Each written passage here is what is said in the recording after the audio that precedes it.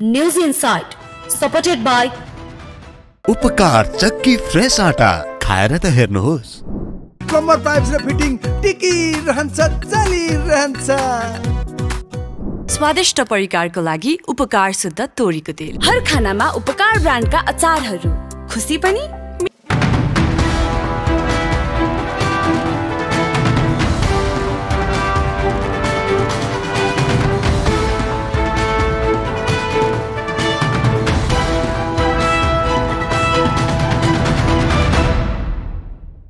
नमस्कार, तपाई news insight हेर्दै हुनुहुन्छ। म इलिशा रियाल। हरेक दिन हामी यो समयमा एउटा खास विषयको चिरफार गर्छौं।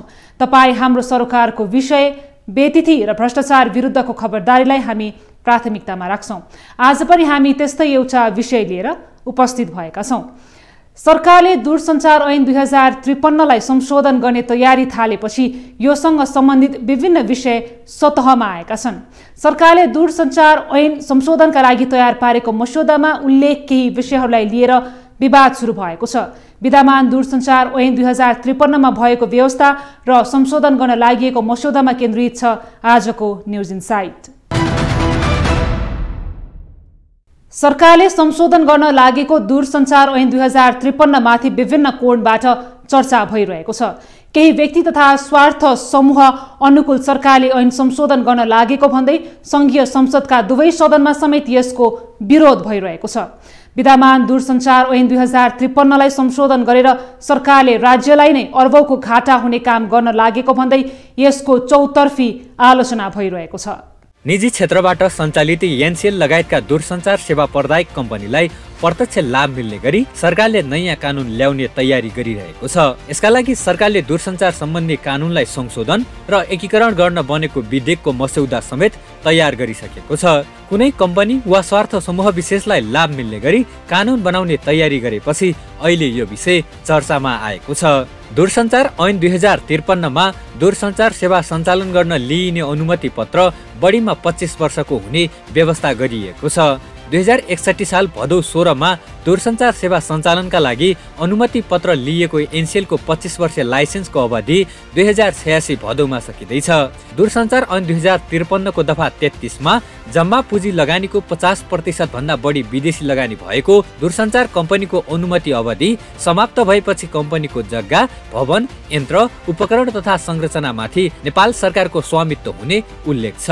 विद्यमान दूरसञ्चार ऐन 2053 अनुसार लाइसेन्स अवधि समाप्त भएसँगै एनसीएल नेपाल सरकारको स्वामित्वमा आउनु पर्ने हो। तर त्यसलाई ऐन मार्फत नै सहजीकरण गरी सरकारी स्वामित्वमा आउन नदिने प्रावधान राखी ऐन ल्याउन लागिएको छ।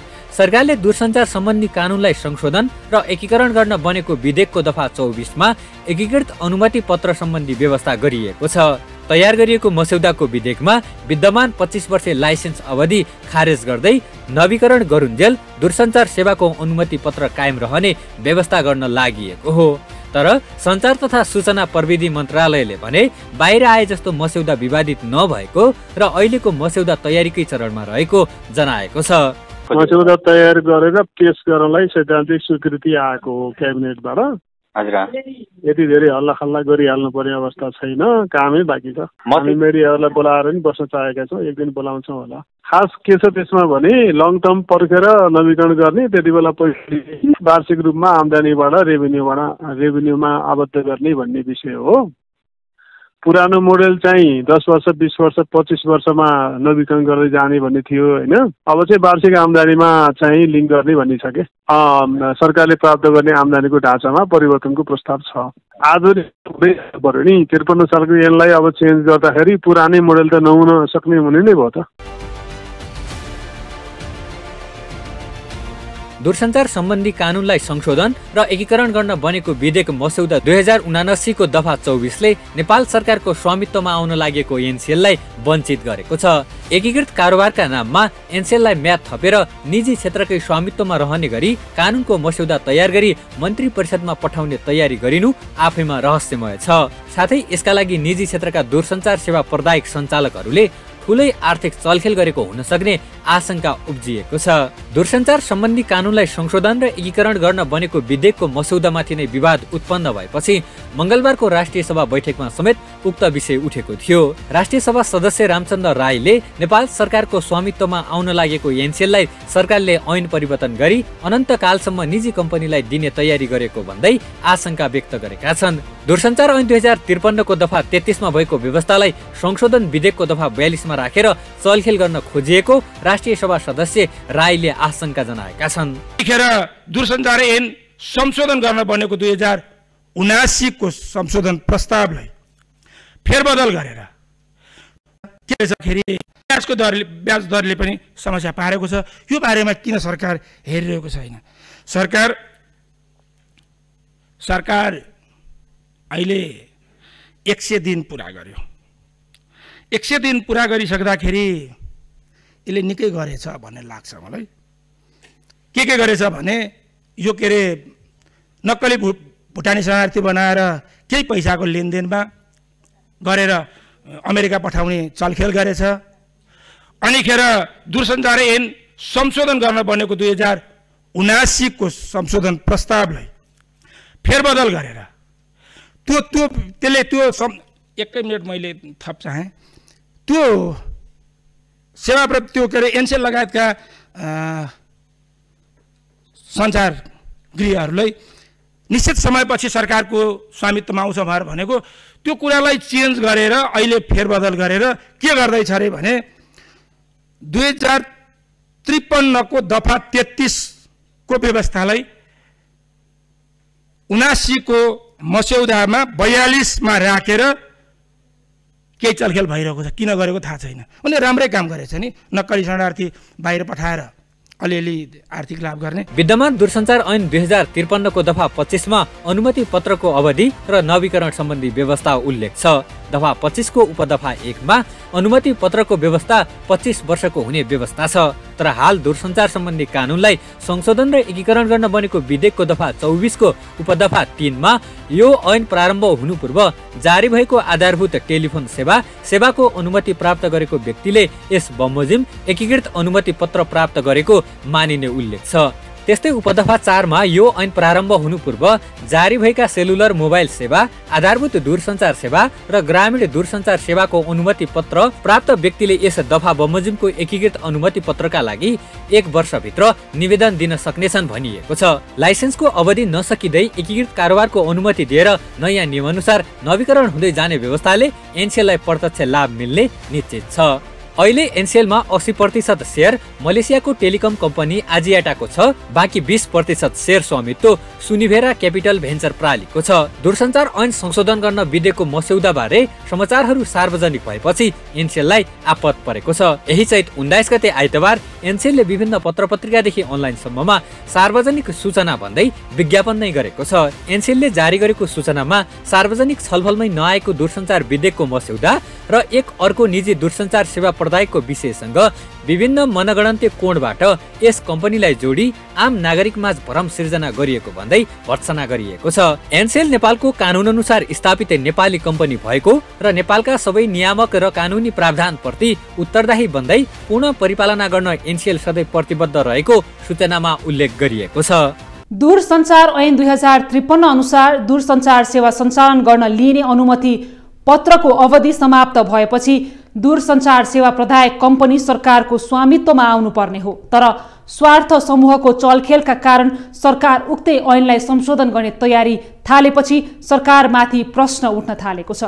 यसको प्रत्यक्ष लाभ भने एनसेललाई हुनेछ। तपाईलाई न्युज इनसाइटमा पुनः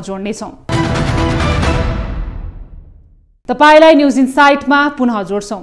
निजी क्षेत्रबाट सञ्चालित एनसेल लगायतका दूरसञ्चार सेवा प्रदायक कम्पनीलाई प्रत्यक्ष लाभ मिल्ने गरी सरकारले नयाँ कानून ल्याउने तयारी थालेपछि विभिन्न आशंका उब्जिएको छ। विशेष गरी अबको केही वर्षपछि सरकारको स्वामित्वमा आउन लागेको एनसेललाई लाभ मिल्ने गरी र सरकार स्वामित्व गुमाउने गरी ऐन ल्याउन लागि हो। दूरसञ्चार ऐन संशोधन गर्न बनेको विधेयक मस्यौदाले अबको 7 वर्षपछि 2086 सालमा नेपाली सरकारको स्वामित्वमा आउनबाट एनसीएललाई वञ्चित मात्र गरेको छैन, स्वामित्व परिवर्तन गर्न भइरहेको अहिलेको चलखेलले राज्य कोषलाई अरबौंको नोक्सान हुने देखिएको छ। कुनै एक व्यक्ति विशेषलाई लाभ मिल्ने गरी सरकारले कानुन बनाउन लागेपछि अहिले यसको आवश्यकतामाथि नै प्रश्न उठेको छ। राज्य सञ्चालनमा रहेकाहरूलाई नै प्रभावित पारेर ऐन संशोधन गर्न लागेपछि अहिले यो विषय विवादित समेत बनेको छ। देशलाई नै अरबौं घाटा हुने र केही स्वार्थ समूहको आवश्यकता परिपूर्तिका लागि कानुन नै बदल्ने परिस्थिति कुन उद्देश्य र कसरी आइलाग्यो आम जनताले प्रश्न गर्नुपर्ने बेला आएको छ। अन्नपूर्ण पोस्टे 2-3 चोटि लेख्यो, नागरिकले आज समेत गरेर 5-6 चोटि लेख्यो र यो कुरा राष्ट्रिय सभामा स्वयं एकजना सांसदले समेत उठाउनु भयो। त्यो के भन्दाखेरि हाम्रो अहिलेको दूरसञ्चार ऐन 2053 लाई संशोधन गर्नको लागि मस्यौदा गरिँदैछ र त्यो मस्यौदा अनुसार जुन बेला एनसीएलले स्वीकृति लिएको थियो, एनसीएलले स्वीकृति लिएको 25 वर्ष पुगेपछि एनसीएल जस्ताको तस्तै अरबौं नाफा कमाउने कम्पनी सरकारको स्वामित्वमा आउनु पर्थ्यो। तर 2086 सालमा त्यो 25 वर्ष पुग्थ्यो र त्यो कम्पनी सरकारको स्वामित्वमा आउँथ्यो। तर त्यो स्वामित्वमा सरकारमा आउन नदिनको लागि अहिले मस्यौदा विधेयक गरेर त्यसलाई चलखेल गरिँदैछ र त्यो सरकारको स्वामित्वमा कहिले नआउने ढङ्गका प्रावधानहरू राखिँदैछ। एकजना देशभक्त सचिवले त्यसको विरोध गरे, त्यसपछि त्यो सचिवलाई सरुवा गरेर प्रधानमन्त्री कार्यालयमा ल्याइयो र अर्को सचिव पठाइयो।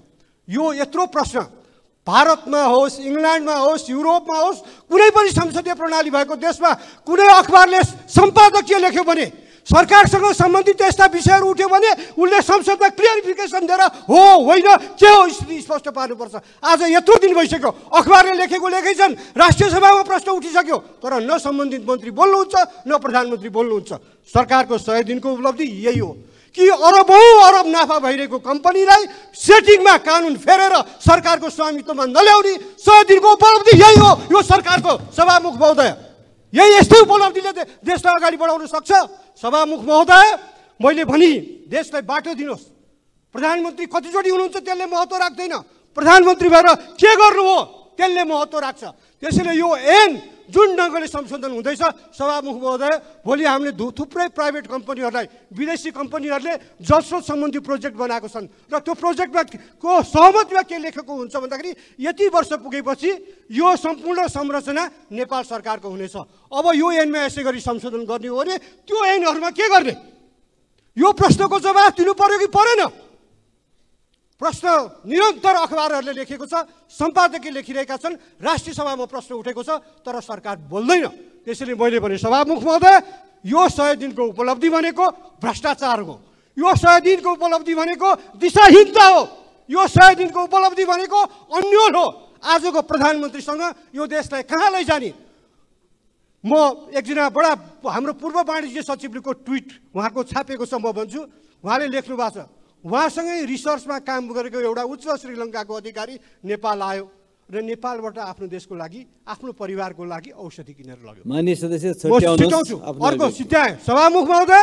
त्यसैले मैले भनेको के भन्दाखेरि यो जे प्रश्न उठेको छ, यदि यो प्रश्न वास्तवमा अख्तियारले छानबिन गरोस्। दूरसञ्चार ऐन 2053 लाई संशोधन गर्न सञ्चार तथा सूचना प्रविधि मन्त्रालयले प्रारम्भिक मस्यौदा तयार गरिसकेको छ। मस्यौदामा सरकारले समय अवधि तोकेर एकीकृत अनुमति पत्र लिँदा करको ढाँचा समेत परिवर्तन गर्ने प्रावधान राखिएको छ। यस्तो अवस्थामा एनसीएल र स्मार्ट दूरसञ्चार सेवा प्रदायक संस्थालाई दर्ता र नवीकरणमा भारी सुविधा मिल्ने देखिएको छ। 35 करोड 75 लाख रुपियाँ मूल्य पर्ने मोबाइल सेवा आधारभूत दूरसञ्चार सेवाको लाइसेन्स दस्तुर घटाएर 1 करोड रुपियाँ कायम गर्ने गरी प्रस्ताव गरिने तयारी गरिएको छ। मस्यौदा नवीकरणका लागि 20 अर्ब 13 करोड 27 लाख 50 हजार रुपियाँ तिर्नुपर्ने विद्यमान व्यवस्थालाई समेत परिमार्जन गरिएको छ। उक्त व्यवस्थाको सट्टा अनुमति पत्र प्राप्त गरेको मितिबाट पहिलो 5 वर्षसम्म प्रत्येक वर्ष 1 करोड रुपियाँ वा 100 वर्ष आर्जन गरेको कुल आम्दानीको 10% हुने रकम मध्ये जुन बढी हुन्छ सोही रकम दस्तुरका रूपमा बुझाउनु पर्ने प्रस्ताव गरिएको छ। त्यस्तै अनुमति पत्र प्राप्त गरेको 5 वर्षदेखि 10 वर्षसम्म प्रत्येक वर्ष 25 करोड रुपियाँ वा 100 वर्ष आर्जन गरेको कुल आम्दानीको 10% हुने रकम मध्ये जुन बढी हुन्छ सोही रकम बुझाउनु पर्ने उल्लेख छ। यसैगरी अनुमति पत्र प्राप्त गरेको 10 वर्षपछि प्रत्येक वर्ष 2 अर्ब रुपैयाँ वा 100 वर्ष आर्जन गरेको कुल आम्दानीको 10% हुने रकम मध्ये जुन बढी हुन्छ सोही रकम बुझाउनु पर्ने प्रस्तावित व्यवस्था छ। अन्तर्देशीय तथा अन्तर्राष्ट्रिय टेलिफोन सेवा, सेलुलर मोबाइल सेवा र इन्टरनेट सेवा एकीकृत रूपमा सञ्चालनका लागि एकीकृत अनुमति पत्र दिन कानुन बनाउने तयारी गरिएको छ। एकीकृत अनुमति पत्रका लागि निवेदन नदिने वा अनुमति पत्र प्राप्त गर्न नसक्ने व्यक्तिको साबिकको कानुन बमोजिम नवीकरण गर्नुपर्ने हुन्छ। अनुमति पत्रको अवधि समाप्त भएपछि सो अनुमति पत्र स्वत रद्द भएको मानिन्छ। विधेयक पारित भएमा अनुमति पत्रको अवधि 10 वर्षको हुनेछ। त्यसपछि त्यस्तो अनुमति पत्रको नवीकरण प्रत्येक 5 वर्षमा गर्नुपर्ने छ। कुनै पनि ऐन कानुन बनाउनु अघि सरकारवालासँग पर्याप्त छलफल र विज्ञहरूको सुझाव लिनुपर्ने हो, तर यसमा त्यस्तो गरेको पाइँदैन। यस्तो अवस्थामा केही बिचौलियाहरूले शक्ति केन्द्र थाएर कानुन नै बदल्न सक्ने तागत राखेको प्रष्ट देखिएको छ। तर मन्त्रालयले भने अहिले बाहिर आएका विषयहरू छलफलकै क्रममा रहेको र यो नै अन्तिम नभएकोले सरकारवालासँग छलफल गरेर मात्र टुङ्गोमा पुग्ने भन्दै त्यसको बचाउ गरिरहेको छ। दूरसञ्चार सम्बन्धी कानुनलाई संशोधन र एकीकरण गर्न बनेको विधेयकको मस्यौदा आपत्तिजनक रहेकोले जस्ताको त्यस्तै पास भए यसले राज्यलाई अर्बको घाटा हुने देखिन्छ। एनसेल जस्ता दूरसञ्चार सेवा प्रदायक कम्पनी सरकारको स्वामित्वमा आउने बाटो सदाका लागि बन्द हुनेछ। यति मात्र होइन, अहिलेको प्रस्तावित मस्यौदा विधेयक अनुसार निजी क्षेत्रबाट सञ्चालित दूरसञ्चार सेवा प्रदायक कम्पनीहरूलाई भारी सुविधा समेत दिन लागि छ। तपाईलाई न्युज इनसाइटमा पुनः जोड्नेछौँ। तपाईलाई न्युज इनसाइटमा पुनः जोड्छौँ। निजी क्षेत्रबाट सञ्चालित दूरसञ्चार सेवा प्रदायक संस्थालाई दर्ता र नवीकरणमा भारी सुविधा दिएर सरकारले देखाएको उदारता के र कसका लागि हो भन्ने सम्म प्रश्न उब्जेको छ। जहाँ निजी कम्पनी पोस्नका लागि ऐन संशोधनको तयारी थालेपछि यसको चौतर्फी विरोध भएको छ। दूरसञ्चार ऐन संशोधनबाट सबैभन्दा बढी लाभ एनसेललाई मिल्ने प्रष्ट देखिन्छ। एकातर्फ सरकार दूरसञ्चार ऐन संशोधनको गृह कार्य अघि बढाइरहेको छ, अर्कोतर्फ यही बेला धराशायी बनेको स्मार्ट टेलिकमलाई किनेर एनसेलले एकीकृत कारोबार सुरु गर्ने तयारी थालेको छ। यस्तो अवस्थामा अर्बौं रकम तिर्न नसकेपछि बन्द हुने अवस्थामा पुगेको स्मार्टको लाइसेन्सको अवधि पनि एनसेलले लिए स्मार्टका नाममा उठाउनु पर्ने करिब 27 अर्ब बढी रकमबाट सरकारले थोरै मात्र प्राप्त गर्न सक्नेछ। स्मार्ट टेलिकमले लाइसेन्स नवीकरण शुल्क, फ्रिक्वेन्सी दस्तुर, रोयल्टी, जरिवाना लगायत गरी नेपाल दूरसञ्चार प्राधिकरणलाई 27 अर्ब रुपियाँ भन्दा बढी शुल्क तिर्न बाँकी छ। अहिले स्मार्ट टेलिकमलाई किनेर लाइसेन्सको अवधि थप्ने र एनसेललाई सरकारी स्वामित्वमा जानबाट रोक्न भरपूर प्रयास भइरहेको छ। स्मार्ट टेलिकमको कन्तबिजोग 2065 असार 17 गते सञ्चालन अनुमति पाएको स्मार्ट टेलिकम 2066 साल मङ्सिरदेखि सञ्चालनमा आएको थियो। बक्यौता नतिरेपछि नेपाल दूरसञ्चार प्राधिकरणले 2076 भदौ 13 मा स्मार्टको लाइसेन्स खारेज गर्ने निर्णय गर्यो। प्राधिकरणले खारेज गरेको निर्णय चित्त नबुझेमा कम्पनीले 35 दिनभित्र मन्त्रालयमा पुनरावेदन दिन सक्ने प्रावधान बमोजिम निवेदन आएपछि 2076 पुस 21 गतेको मन्त्री परिषदको बैठकले स्मार्टलाई 3 अर्ब 72 करोड बक्यौता 5 किस्तामा भुक्तानी गर्ने सुविधा दिएको थियो। सरकारले 2077 असार मसान्तसम्ममा बाँकी बक्यौताको पहिलो किस्ता तिर्न र बाँकी 4 किस्ता प्रत्येक आर्थिक वर्षको असार मसान्तसम्म तिर्न भनेको थियो। फ्रिक्वेन्सी दस्तुर बापतको स्मार्टले पहिलो किस्ता बापत 59 करोड 88 लाख, दोस्रोमा 83 करोड 23 लाख, तेस्रोमा 77 करोड 40 लाख, चौथोमा 71 करोड 56 लाख र पाँचौं किस्तामा 65 करोड 72 लाख रुपियाँ बुझाउनु पर्ने थियो। तर कम्पनीले कोरोना संक्रमणका कारण बाह्य लगानीकर्ता भित्र्याउन नसकेको भन्दै 1 वर्ष थप समय माग गरेको थियो। प्राधिकरणको सिफारिसमा मन्त्रालयले गत असारसम्ममा समय थप गरेको थियो। सो अवधिमा पनि कम्पनीले भुक्तानी गर्न नसकेपछि पुनः समय थप गरिदिन निवेदन दियो र सरकारले पनि पुनः समय थपिदियो। पटक पटक समय थप गर्दा पनि बक्यौता भुक्तानी नगरेको स्मार्ट कम्पनीले आउँदो वैशाखसम्ममा भुक्तानी नबुझाए खारेजी प्रक्रियामा जाने निश्चित छ। अहिलेसम्मको हिसाब गर्ने हो भने चाहिँ स्मार्ट टिभीको 7 अरब जति छ, तर त्यो 7 अरबमा चाहिँ 3 वर्षदेखिको उसको ब्यालेन्स सिट चाहिँ एनटिएमा प्राप्त नभएकोले उसले तिर्नुपर्ने रोयल्टी, आरटिडिएफ र फ्रिक्वेन्सीको रकम कति हुन्छ भने चाहिँ हिसाब गरेको छैन। त्यसलाई हिसाब गर्ने हो भने योभन्दा पनि बढ्न सक्छ होइन। भुक्तानी त उनीहरूले पेमेन्ट नगरे हुनाले रोकिएको हो र यो के भने यो चाहिँ अहिलेसम्मको 10 अरब जति हुन आउँछ। तर उसले रिन्यू नै गर्ने हो भने चाहिँ 27 अरब जति पुग्छ। रिन्यू गर्ने हो भने चाहिँ रिन्यू नगरेको केसमा मात्रै अहिलेसम्मको हेर्दाखेरि त्यति 10 अरब देखियो होइन।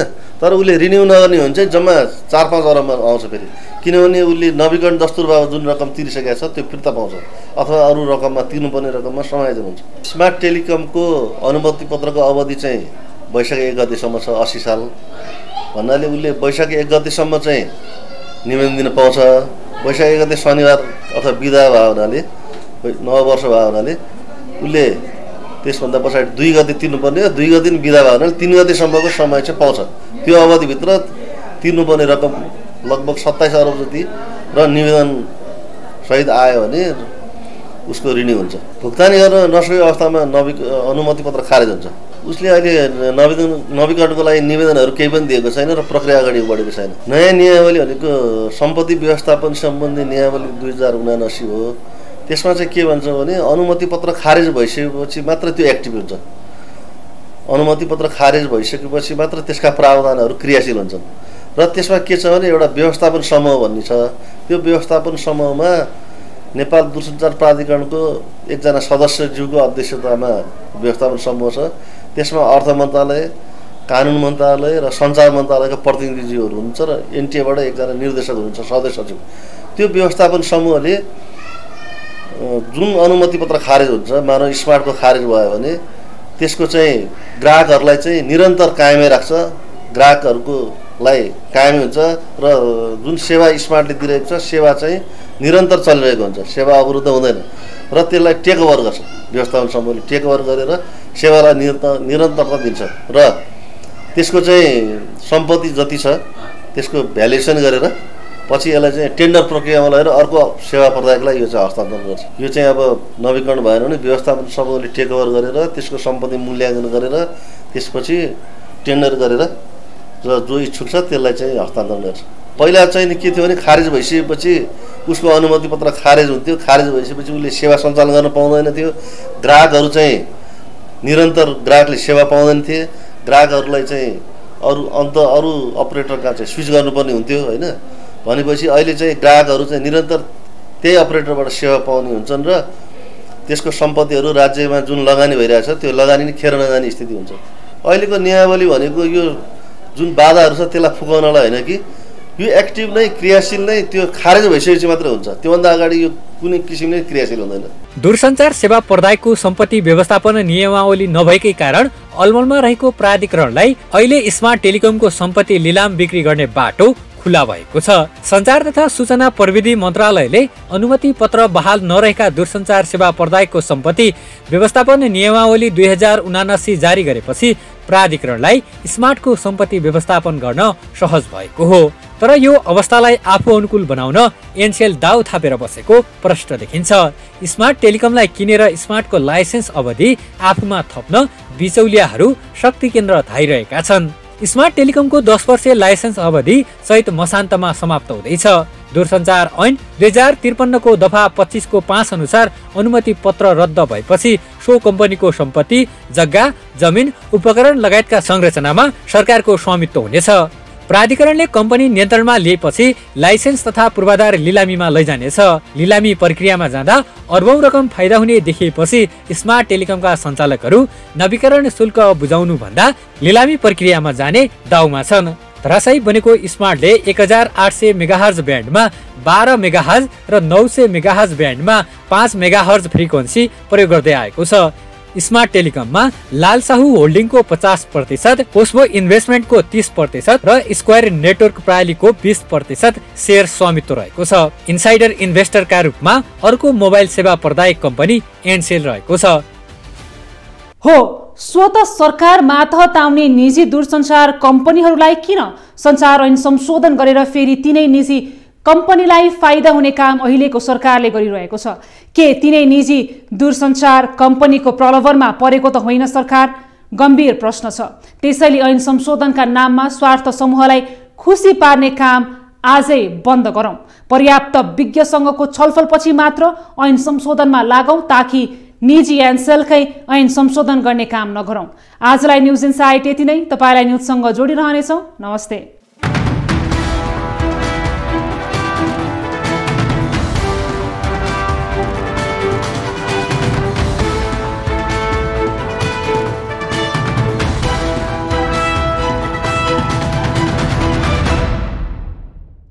News Insight, supported by उपकार चक्की फ्रेस आटा खाएर त हेर्नुहोस्। प्लम्बर पाइप्स र फिटिङ टिकिरहन्छ चलिरहन्छ। स्वादिष्ट परिकारको लागि उपकार शुद्ध तोरीको तेल। हर खानामा उपकार ब्रान्डका अचारहरू, खुसी पनि